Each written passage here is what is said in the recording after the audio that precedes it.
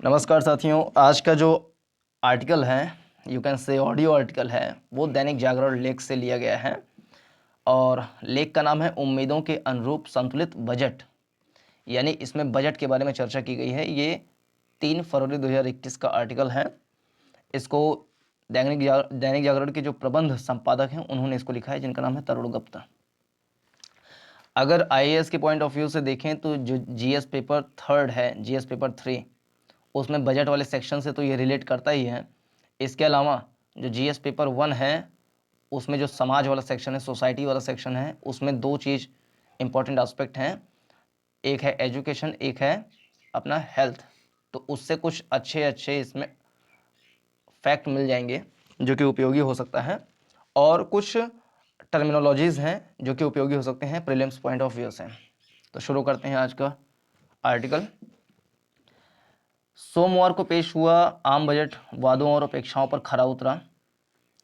यानी सोमवार मतलब कि कुल मिला के फरवरी में जो है, फरवरी शुरुआत में 1 फरवरी को जो बजट पेश हुआ 1 फरवरी 2021 को, और इस बजट का नाम है यूनियन बजट 2021-22। यानी कि जो वित्तीय वर्ष है वो 21-22 का वित्तीय वर्ष है। यह सदियों में एक बार दस्तक देने वाली आपदा से निपटने में दृढ़ता दर्शाने वाला दस्तावेज है। अब कैसे ये अच्छा दस्तावेज है वो आगे देखेंगे। शेयर बाजार ने उसे सलामी दी है, उसमें रिकॉर्ड तेजी जारी है। उद्योग और संस्थाओं और अर्थशास्त्रियों ने भी शुरुआती प्रतिक्रिया में यानी कि रिस्पॉन्ड किया उन्होंने कि बजट को सराहा है।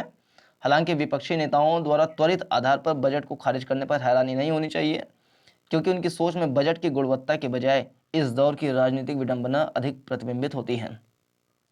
बजट को लेकर कोई भी निष्पक्ष विश्लेषक यही कहेगा कि वित्त मंत्री ने वही किया है जो विशेषज्ञों ने सुझाया है। इसमें तात्कालिक एजेंडा यही था कि महामारी से निपटने के साथ यह कोरोना के कारण अर्थव्यवस्था को हुई क्षति की पूर्ति की जाए। ऐसे में सरकार से 3 प्रमुख अपेक्षाएं थीं। कौन सी? पहली कि कोरोना के कोप से बाहर निकला जाए। इसके लिए भी सरकार ने 35,000 करोड़ रुपए का इंतजाम किया है। दूसरा यह कि मानव पूंजी जो है, ह्यूमन कैपिटल, उसमें निवेश इन्वेस्टमेंट को बढ़ाया जाए। और तीसरा यह कि जो बुनियादी ढांचा है, जो इंफ्रास्ट्रक्चरल डेवलपमेंट है, उसको उन्नत बनाकर रोजगार सृजन के लिए, आर्थिक कायाकल्प के लिए जो मांग है, डिमांड है, उसको बढ़ाया जाए। तो तीनों के लिए क्या काम किया गया है? एक तो कोरोना के लिए, एक बुनियादी ढांचा के लिए, और जो मानव पूंजी है, ह्यूमन जो इन्वेस्टमेंट है, जो ह्यूमन कैपिटल है, उसके लिए क्या इन्वेस्टमेंट की गई है, इसके बारे में इसमें मुख्य रूप से डिस्कस किया गया है। बीते 1 वर्ष के दौरान महामारी से निपटने के हमारे प्रयासों को दुनिया ने संशय से लेकर अविश्वास और अब कुछ हिचक के साथ प्रशंसा भाव से देखा है। यानी कुल मिलाकर के हमारा जो नीति रही है कंट्रोल करने का, कोविड-19 को उसको व्यवस्थित करने का, कि कैसे लोग एक दूसरे के इंटरेक्ट में ना आएँ, एक दूसरे के संबंध में ना आ पाएँ, दूर दूर रहें। कैसे कोविड-19 के समय में सरकार ने लोगों को खाद्य सहायता दी, कैसे उनके खाते में पैसे भिजवाए। ये देखा जा सकता है कि कैसे उसने कोविड-19 के समय में भारत का जो प्रबंधन है उसको किया है सरकार ने। उसकी प्रशंसा तो की ही जानी चाहिए। क्या हमने विकसित देशों से बेहतर किया? बिल्कुल किया है, निश्चित रूप से। बजट में भी टीकाकरण के लिए, जो टीकाकरण है, वैक्सीनेशन है, उसके लिए 35,000 करोड़ रुपए का प्रावधान किया गया है। उसकी उसी प्रतिबद्धता को ही दर्शाता है कि वह किसी गड़बड़ी के लिए कोई गुंजाइश नहीं छोड़ना चाहता। इसमें संदेह नहीं कि चाहे कोई भी सरकार हो, लोगों के जीवन की रक्षा सदैव ही इसकी सबसे बड़ी प्राथमिकता होनी चाहिए। हमारी 130 करोड़ की जनसंख्या में दुनिया के सबसे युवा आबादी, जिसको बोलते हैं कि डिविडेंड एक प्रकार का होता है, यानी कि जिस देश में युवा आबादी ज़्यादा होती है वो ज़्यादा कार्यशील आबादी होती है, वो ज़्यादा काम करती है, जो जीडीपी है, जो उत्पादन है, उसमें अपना ज़्यादा योगदान देती है। और कुछ देश होते हैं जहाँ पर आश्रित आबादी ज़्यादा होती है, जैसे कि जापान है, तो जापान में वृद्धों की संख्या, बूढ़ों की संख्या ज़्यादा है। इटली है, वहाँ पर वृद्धों की संख्या ज़्यादा है। चाइना में भी लगभग वृद्धों की संख्या ठीक ठाक है। अब भारत में वृद्धों की संख्या जवानों की संख्या से कम है, यानी कि युवा आबादी भारत में ज़्यादा है, कार्यशील आबादी ज़्यादा है, जिसको हम एक तरीके से डिविडेंड बोलते हैं, प्रॉफिट डिविडेंड बोल सकते हैं, यानी जनसांख्यिकी लाभांश, डेमोग्राफिक डिविडेंड बोला जाता है जिसे। तो भारत में है। भारत की लगभग 50% आबादी ऐसी है जो 35 वर्ष या उससे कम की आबादी है। तो वो ज़्यादा काम करेगी तो प्रोडक्शन में अपना योगदान देगी। तो वह इसमें कह रहा है कि 130 करोड़ की जनसंख्या में दुनिया की सबसे युवा आबादी है भारत में, और यह निर्भर करता है कि वह हमारे लिए वरदान बने कि अभिशाप। अगर हम उसका सही तरीके से ह्यूमन कैपिटल का अगर हम यूज़ करेंगे, उसको शिक्षा और हेल्थ में इन्वेस्ट करेंगे, बहुत सारा रोजगार अगर सृजन करेंगे, अगर हम बेसिक ढांचे में, सड़कों का निर्माण में, बिल्डिंग बनाएंगे, तो उसमें बहुत सारे इंजीनियर लगेंगे, बहुत सारे मिस्त्री लगेंगे, राजगीर लगेंगे, तो उससे रोजगार मिलेगा। तो ह्यूमन कैपिटल का हम जितना ज़्यादा उपयोग कर पाएंगे मनरेगा इत्यादि के माध्यम से, उतना बढ़िया हम जो इतनी बड़ी आबादी है भारत की, युवा आबादी है, उसको हम वरदान के रूप में बदल सकते हैं। नहीं तो वो अभिशाप के रूप में रहेगा। अगर वो कोई काम नहीं करेगा तो वो देश के लिए अभिशाप है, क्योंकि वो बोझ बना रहेगा, कोई उत्पादन कार्य में लगा नहीं रहेगा। तो सरकार को चाहिए कि रोजगार सृजन करने के बहुत सारे साधन को तलाशे और इतनी बड़ी आबादी को एक वरदान के रूप में बदले, ना कि अभिशाप के रूप में। लंबे अरसे से चर्चा होती आई है कि हमें अपने मानव संसाधन जो ह्यूमन कैपिटल है का उन्नयन करना होगा और सामाजिक सुरक्षा यानी सोशल सिक्योरिटी पर खर्च में वृद्धि करना होगा। इस बजट में स्वास्थ्य क्षेत्र में, अब ये इंपॉर्टेंट डाटा आ गया है कि स्वास्थ्य क्षेत्र में 2.23 लाख करोड़ रुपए का खर्चा किया गया है, यानी मोटी मोटा 2.25 लाख करोड़ का खर्चा किया गया है, जो कि पिछले वर्ष यानी कि 2020-21 का जो वित्तीय वर्ष था उसकी तुलना में 137% की वृद्धि की गई है। अब पूरे जीडीपी के हिसाब से देखा जाए तो जीडीपी का 1.8% के बराबर जो है खर्चा किया गया है। अगर इसको हम नॉर्वे की तुलना से करें, नॉर्वे में बहुत बड़ी जीडीपी का अच्छा खासा प्रतिशत जो है खर्च किया जाता है जीडीपी में से स्वास्थ्य क्षेत्र में। हालांकि भारत ने 1.8% खर्चा किया है, लेकिन अगर नॉर्वे में देखें तो वहाँ पे अपने कुल जीडीपी का, नॉर्वे में हेल्थ के सेक्टर में अपने कुल जीडीपी का 6.4%, जो शिक्षा है, शिक्षा के क्षेत्र में 6.4% खर्च करता है नॉर्वे। और अगर अमेरिका देखें, अमेरिका अपने जीडीपी का 17% जो है स्वास्थ्य के क्षेत्र में खर्च करता है। तो नॉर्वे अपने एजुकेशन में कुल जीडीपी का 6.4% और अमेरिका अपने कुल जीडीपी का 17% हेल्थ के क्षेत्र में खर्च करता है। भारत 1.8% खर्च करने का प्रावधान किया है 2021-22 के बजट में। अगर अमेरिका से तुलना करें तो ये कम है, करीब 8 गुना कम है। लेकिन अमेरिका और भारत की जो स्थितियाँ हैं, परिस्थितियाँ हैं, वो भिन्न हैं, लेकिन इसके हिसाब से 1.8% भी अच्छा खासा प्रावधान है। कुछ लोगों का कहना है कि ये बढ़ा करके कम से कम 4-5% तक होना चाहिए। और एजुकेशन में भी देखा जाए तो भारत 2021-22 के बजट में 3.5% खर्च किया है। अगर नॉर्वे से तुलना करें तो 6.4% वहाँ पर खर्चा करते हैं। भारत ने 3.5% खर्चा करने का रखा है। जबकि अगर हम ब्राज़ील देखें और सब जगह देखें तो वहाँ पर अच्छा खासा खर्चा किया जाता है स्वास्थ्य पे, यानी ब्राज़ील, चाइना, इंडोनेशिया, कुछ अन्य कंट्री देखें, जैसे कि अभी नॉर्वे को ही देखें या अमेरिका देखें, तो ये सब अपने जीडीपी का अच्छा खासा खर्चा करते हैं हेल्थ पर। देखिए भारत 1.8% खर्च करने का प्रावधान रखा है, जो कि अपने आप में एक सराहनीय कदम है, धीरे धीरे बढ़ेगा। स्वास्थ्य में यह अभी तक का सबसे बड़ा आवंटन है। कोरोना के अलावा ये बहुत इंपॉर्टेंट फैक्ट है कि निमोकोकल वैक्सीन, कोरोना के अलावा निमोकोकल वैक्सीन का टीकाकरण भी किया जाएगा। तो प्रीलिम्स में पूछ सकते हैं कि भारत किस वैक्सीन का टीकाकरण करेगा, तो उस टीकाकरण का नाम है निमोकोकल वैक्सीन। टीके का नाम है निमोकोकल टीका, इसका टीकाकरण किया जाएगा भारत में। पोषण पर जोर, बीमारी से बचाव और उपचार पर ध्यान देने से ही हमारे स्वास्थ्य संबंधी मानक सुधरेंगे। अब आ गया एजुकेशन। किसी समाज के उत्थान में शिक्षा को सबसे महत्वपूर्ण पहलू माना जाता है। 3 दशक बाद, यानी कि अगर हम देखें पिछली बार 1880 के दशक में, 1986 में जब राजीव गांधी जी थे तो उनके समय में शिक्षा नीति आई थी, एजुकेशन पॉलिसी आई थी। लेकिन सरकार ने अभी पिछले साल 2020 में ही जो है नई शिक्षा नीति लेकर के आए हैं, न्यू एजुकेशन पॉलिसी लेकर के आए हैं। उसे सहारा देने के लिए वित्त मंत्री ने शिक्षा के जीडीपी का 3.5% आवंटित किया है। शिक्षा क्षेत्र में जीडीपी का 3.5% आवंटित किया है। वही अगर नॉर्वे की तुलना करें तो नॉर्वे में ये 6.4% खर्चा किया जाता है जीडीपी का। भारत में 3.5% खर्च करने का प्रावधान रखा गया है। और क्या चीज़ है इसमें, पिछले वर्ष जीडीपी का 3% था। पिछले वर्ष जो है 2020-21 में जीडीपी का 3% एजुकेशन पे था, लेकिन इस बार 3.5% खर्च करने का प्रावधान है। और क्या क्या, 15,000 आदर्श विद्यालयों की स्थापना की जाएगी और अगले 5 सालों यानी 2025 तक 50,000 करोड़ रुपए 50,000 करोड़ रुपए की राशि से राष्ट्रीय शोध प्रतिष्ठान की स्थापना की जाएगी।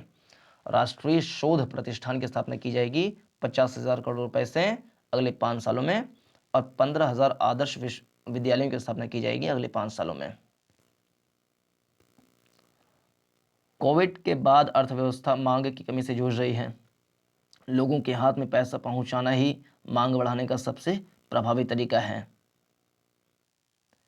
हम सार्वभौमिक आय हस्तांतरण जैसे योजना का बोझ नहीं उठा सकते। यानी कि अगर हमें डिमांड बढ़ाना होता है तो हम लोगों के खाते में डायरेक्ट बेनिफिट ट्रांसफ़र करते हैं। डीबीटी के माध्यम से हम पैसा भेज देते हैं, जैसे कि प्रधानमंत्री किसान सम्मान निधि योजना देखें तो 6,000 रुपये साल भर में सरकार भेज देती है। लेकिन लेखक कह रहे हैं कि सार्वभौमिक आय हस्तांतरण मतलब कि सभी को एक मुश्त कुछ ना कुछ राशि भेज देना फ्री में, उसे बोलते हैं सार्वभौमिक आय हस्तांतरण।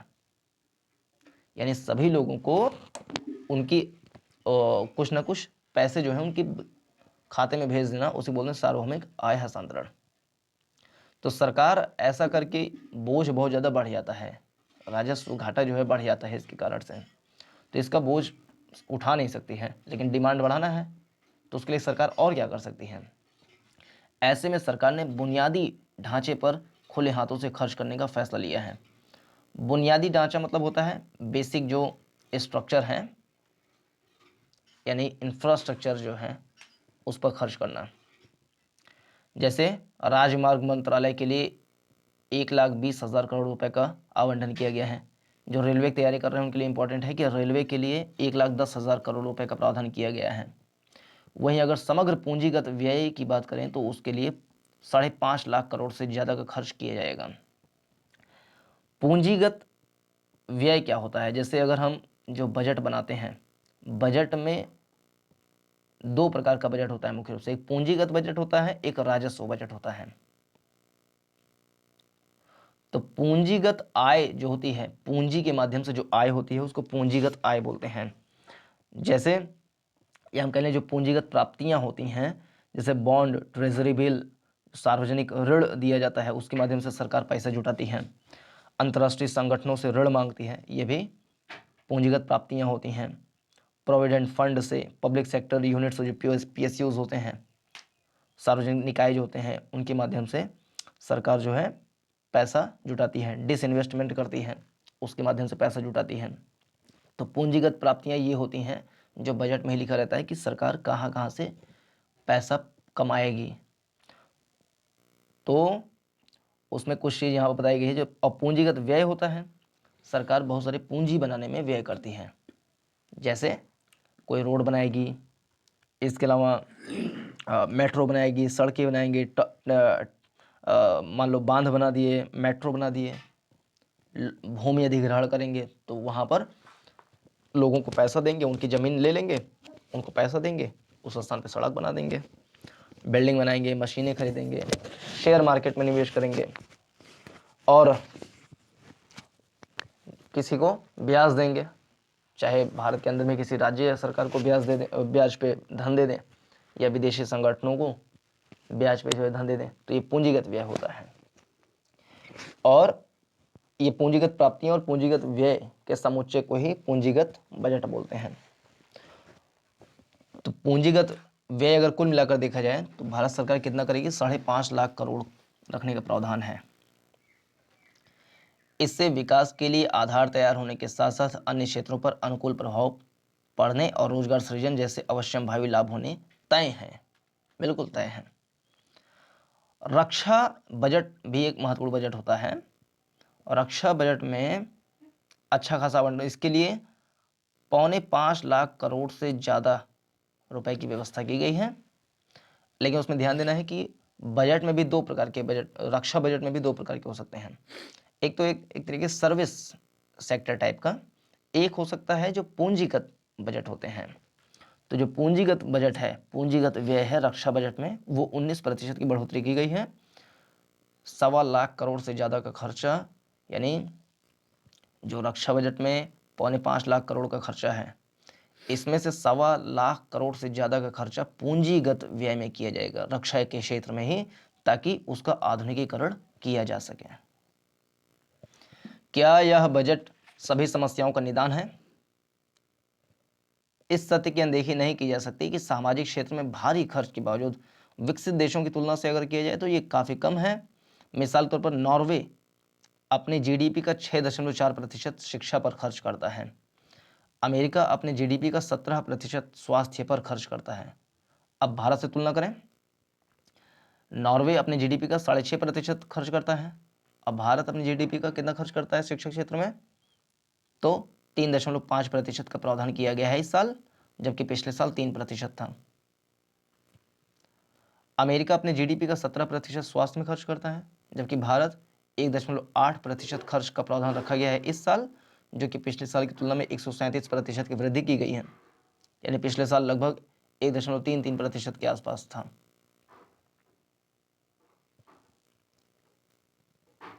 ऐसे में मानव विकास सूचकांक, जो मानव विकास ह्यूमन डेवलपमेंट इंडेक्स होता है, जो विश्व नवाचार सूचकांक होता है, यानी कि वर्ल्ड इनोवेशन इंडेक्स जो होता है, उसमें भारत को भी लंबा सफर तय करना पड़ेगा, क्योंकि वो भी शिक्षा और स्वास्थ्य के क्षेत्र में ठीक से इन्वेस्टमेंट नहीं कर पा रहा है, क्योंकि और भी सारी चुनौतियां हैं। एक तो राजस्व घाटा भारत में बहुत ज़्यादा है, राजस्व व्यय भारत सरकार बहुत ज़्यादा करती है, जिसके कारण से स्थिति खराब हो जाती है।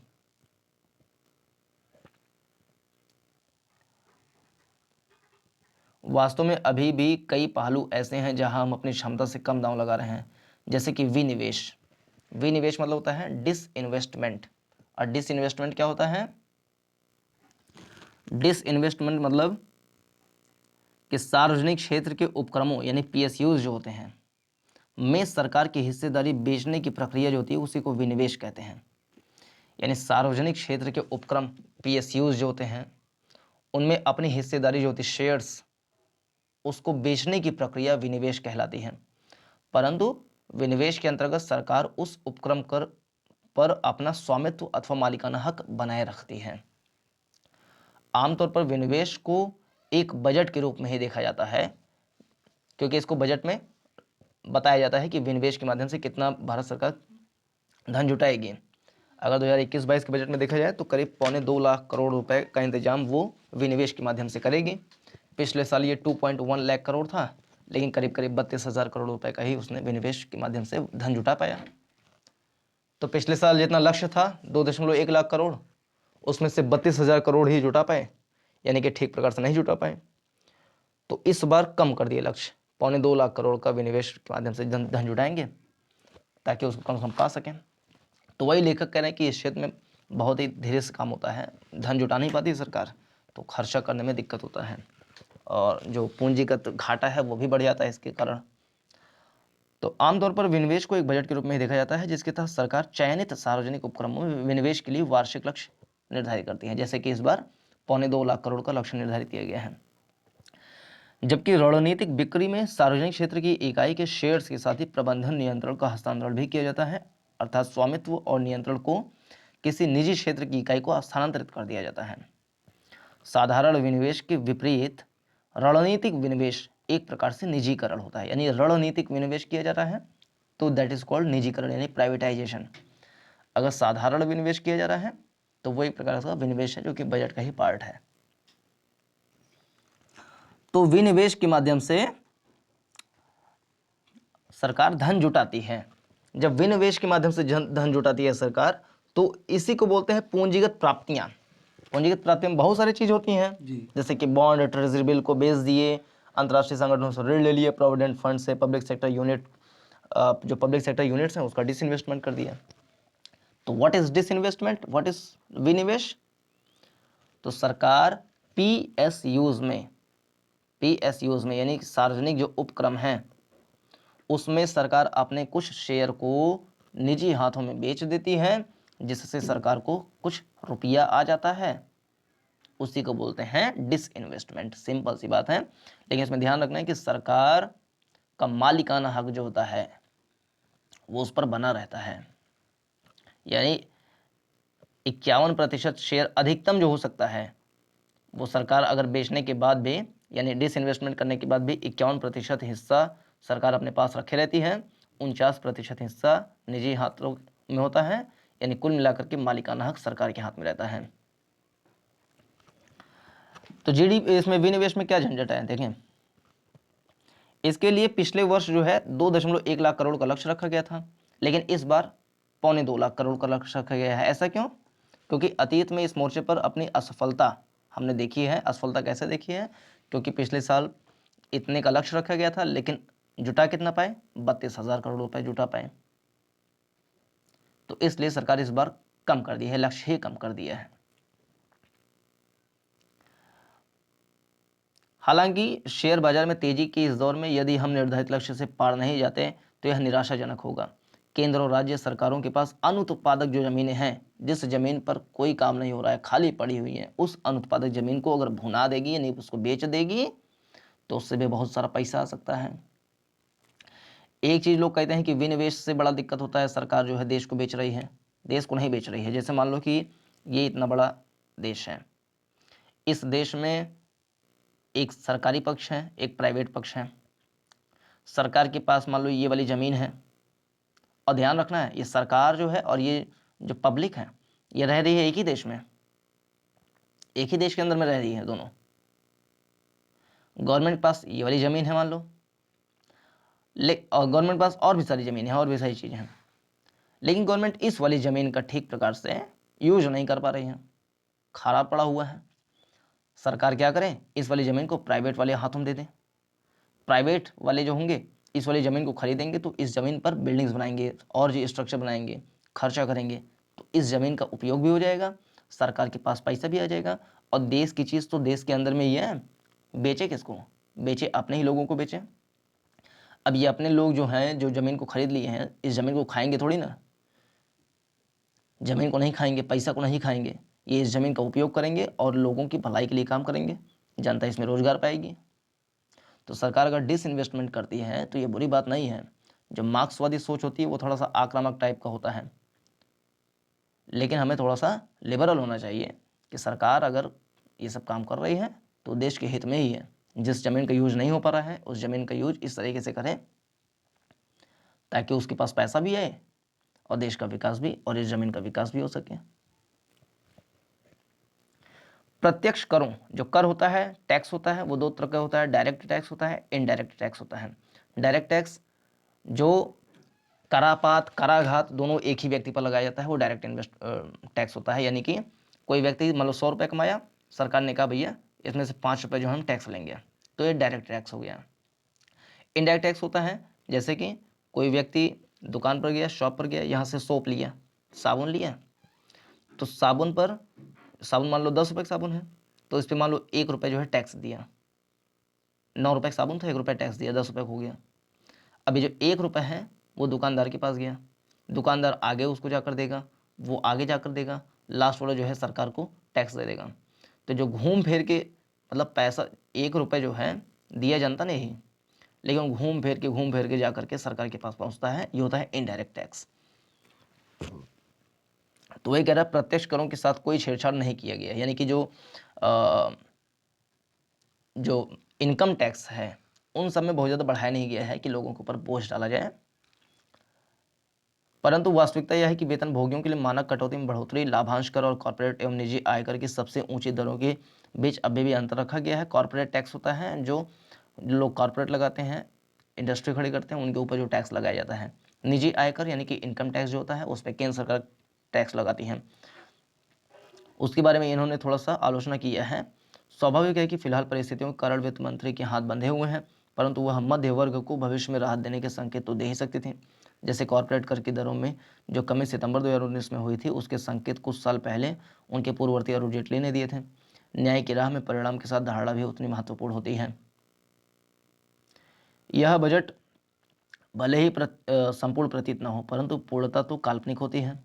समग्र रूप से यह बजट उपयुक्त है, जिसमें कई स्वागत योग्य विचार हैं। कई स्वागत योग्य विचार में अगर हम फिर से देख लें क्या क्या स्वागत योग्य विचार हैं, तो स्वास्थ्य के क्षेत्र में 2.23 लाख करोड़ रुपए का खर्चा करने का प्रावधान है, जो कि जीडीपी का 1.8% है, जो कि पिछली वर्ष की तुलना में 137% अधिक है।